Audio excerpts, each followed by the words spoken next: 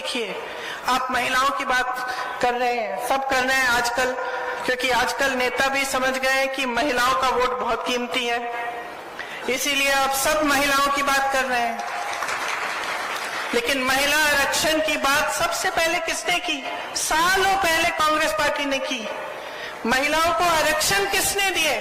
पंचायतों में सबसे पहले कांग्रेस पार्टी ने दिए। और इन्होंने एक ऐसा कानून पास किया है जो 10 साल तक ये कहते हैं लागू नहीं होगा।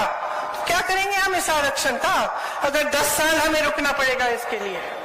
तो इनकी बातें जो है पूरी तरह से खोखली हैं। जो उदारता होनी चाहिए, जो समर्पण होना चाहिए, वो नहीं है। उदारता तो वो होती है जो किसान बाहर बैठा हुआ है, सर्दी में खा नहीं रहा है, पी नहीं रहा है, सुनवाई तो कर लो, समझ तो लो क्या कह रहा है इस देश की जनता, क्या कह रही है आपसे। लेकिन आज जो सरकार है, मोदी जी की सरकार, भाजपा की सरकार, उसमें आपकी कोई सुनवाई नहीं है। ये सरकार सिर्फ बड़े बड़े उद्योगपतियों के लिए चल रही है, और वो भी गिने चुने जो इनके मित्र हैं, जिनको पूरी देश की संपत्ति सौंपकर इनकी सत्ता मजबूत रहे। तो आपको समझना पड़ेगा कि आज की जो परिस्थितियां हैं उनसे आपका भविष्य कैसे बनेगा। ओपीएस की आपने बात की। अब जो कर्मचारी है 20-20 साल काम करता है, उसकी क्या उम्मीद होती है?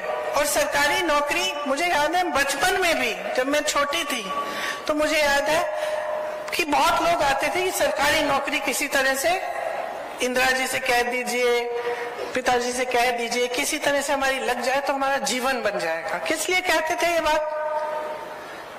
क्योंकि नौकरी करने के बाद 20-20 साल नौकरी करने के बाद पेंशन तो ठीक ढंग का मिलता था, उसकी सुरक्षा होती थी। आज जितनी भी ये पुलिसकर्मी है, जितने यहाँ तैनात हैं, क्या किसी को पुराना पेंशन नहीं मिल सकता? जब आप मांग उठाते हैं तो आपको कहा जाता है कि पैसे नहीं है इसके लिए।